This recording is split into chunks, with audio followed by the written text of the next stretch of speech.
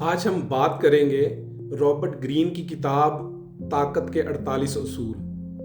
یہ ایک بہت ہی دلچسپ اور مفید کتاب ہے۔ میں ریکمینڈ کرتا ہوں کہ ہر شخص کو یہ کتاب ایک دفعہ ضرور پڑھنی چاہیے۔ یہ کتاب آپ کی مدد کرے گی زندگی میں کامیاب ہونے کے لیے اور آگے بڑھنے کے لیے۔ اس کتاب میں جو پہلا اصول بتایا گیا ہے وہ ہے never out shine your master. اپنے محسنوں کو خراب مت کرو، یعنی کہ ان کو ہرانے کی کوشش مت کرو، اپنے محسنوں کو نیچا دکھانے کی کوشش مت کیجیے۔ فرانس کے بادشاہ لوئی دی 14 اس نے جب حکومت سنبھالی تو اس کے جو وزیر خزانہ تھے ان کا نام تھا نیکولا فوکے، اور وہ ایک بہت ہی شاندار وزیر خزانہ تھے، اور ان کی ان خدمات کی وجہ سے بادشاہ کو ناگزیر لگتا تھا کہ وہ فوکے کے بغیر حکومت کر سکیں۔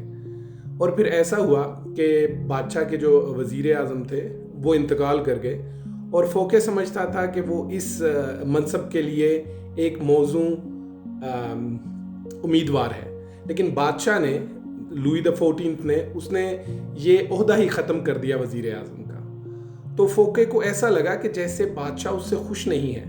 تو وہ بادشاہ کو متاثر کرنے کے لیے سوچنے لگا کہ اسے کیا کرنا چاہیے، اور اسی دوران اس کا محل، فوکے کا جو محل تھا وہ تعمیر ہو چکا تھا، تو اس نے بادشاہ کو اور دوسرے لوگوں کو انوائٹ کیا کہ آپ آئیں اور میرا محل دیکھیں۔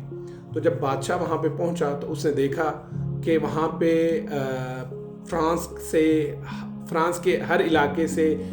امیر لوگ، بزنس مین، اور اسی طرح جو سائنسدان ہیں، جو اشرافیہ ہیں،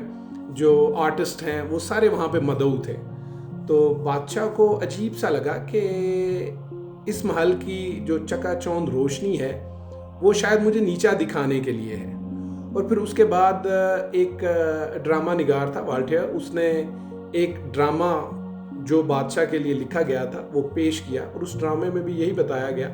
کہ فوکے جو ہے وہ بہت عظیم انسان ہے اور اس جیسے چند ہی شخصیات ہیں اس دنیا میں۔ تو بادشاہ کو بہت برا لگا۔ بادشاہ نے کیا کیا کہ تیسرے چوتھے دن اس محفل کے بعد، اس پارٹی کے بعد تیسرے یا چوتھے دن بادشاہ نے فوکے کے خلاف ایک کیس اوپن کیا، جس میں کرپشن کے کیسز تھے کہ اس نے، فوکے نے سرکاری خزانے سے بہت زیادہ مال اڑایا ہے، جبکہ حقیقت میں اس نے صرف وہی پیسے خرچ کیے تھے جو بادشاہ نے اس کو اجازت دی تھی۔ لیکن بادشاہ نے اس الزام کے تحت اس کو 20 سال کی قید کی سزا سنائی، اور اس کو فرانس کے دور دراز مقام پر قید کر دیا۔ تو والٹیئر لکھتا ہے کہ جب محفل شروع ہوئی تو فوکے اپنے عروج پر تھا، اور جب محفل ختم ہوئی تو وہ انتہا کی پستی میں چلا گیا تھا۔ کیوں؟ کہ شاید اس نے اپنے محسن کو نیچا دکھانے کی کوشش کی۔ اب آئیے دوسری طرف، آپ نے نام سنا ہوگا گلیلیو۔ یہ ایک میتھمیٹیشین تھے، ریاضی دان تھے اٹلی کے، اور یہ اپنی زیادہ تر ایجادات ان لوگوں کے نام کرتے تھے جو ان کی مالی مدد کرتے تھے، جیسے کچھ حکومتیں تھیں۔ انہوں نے جب فوجی کمپاس بنایا، فوج کے لیے استعمال ہونے والا، تو انہوں نے ایک ڈیوک تھے ان کے نام وہ کمپاس کر دیا، اس کی ایجاد۔ اور اس کے بعد اس پہ ایک کتاب لکھی جو ڈیونچی خاندان تھا، اس کو انہوں نے اس کے نام کر دی۔ ڈیونچی خاندان ایکچولی فلورنس ایک شہر تھا، اس کے وہ حکومت کرنے والے تھے۔ تو جب اس نے 1610 میں مشتری سیارہ، جو ستارہ ہے مشتری، اس کے 4 چاند اس نے دریافت کیے،